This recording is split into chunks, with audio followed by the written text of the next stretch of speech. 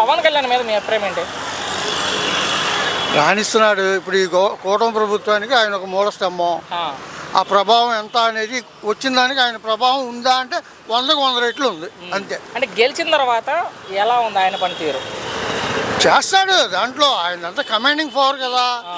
Command ఏంటి, సమస్య రాగానే ఏంటని అడుగుతాడు, చెప్తాడు. ఉమ్, ఇది నానుస్తాలు చూద్దాలు చెప్దాం ఆలోచిస్తాలు అలా చెప్పడం ఆయన ఇంకప్పుడే. ఓకే. ఈ 5 ఏళ్ళు అధికారంలో చూసిన తర్వాత నెక్స్ట్ తరంలో ఎప్పుడైనా చెప్పాలంటే అవన్నీ. అవునులే. ఇప్పుడంతా కమాండే. అంటే సమస్య వచ్చింది, ఆ, అధికారులను పిలవడం, ఏంటి విషయం ఇదేనంటాం, ఎమ్మడే ఏదో చేయండి అని చెప్పడం జరుగుతుంది. డిప్యూటీ సీఎం అయ్యాక ప్రజలను వదిలే సినిమాలు చేసుకుంటాడు పవన్ కళ్యాణ్ అంటున్నారు కొంతమంది. దాని మీద మీ అభిప్రాయం ఏంటి? చేసుకోకపోతే ఎలాగా, ఆయన సొమ్ము ఆయన అది గవర్నమెంట్ అన్నది. ఈయన కూడా 60% దెంగేయాలి లోపల ఓకే. అంతే. మరేంటి మొన్న చూసినట్లయితే చూసారు మీరు కూడా. సో బెదిరిస్తున్నారు జగన్ గారు.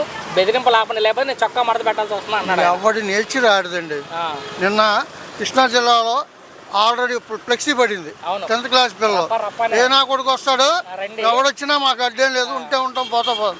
అది భావ వ్యక్తీకరణకి స్వతంత్రం ఉంది. అవునులే. అది ఒక్కడు పడి ఉంటుంది. అవన్నీ ఏం పట్టించుకోవద్దు. అంతే అంటారు. ఎవరికి ఏం గవర్నమెంట్ రకాల్లో వచ్చిందా, ఓకే. దాన్ని ఇంకో రకంగా ఎలా పొందాలా, పొందడానికి ఏంటా అనేది ప్రజలు కూడా దానికి ఫాలో అప్ ఫైనల్గా అవ్వాలి. ఒక్క మాటలో మీ అభిప్రాయం బాబాయ్ పవన్ కళ్యాణ్ మీద చివరిగా ఒకే ఒక్క మాటలో ఏం చెప్తారంటే? పవన్ కళ్యాణ్ ఆ, అనేది ఈ ప్రభుత్వానికి మూల స్తంభం.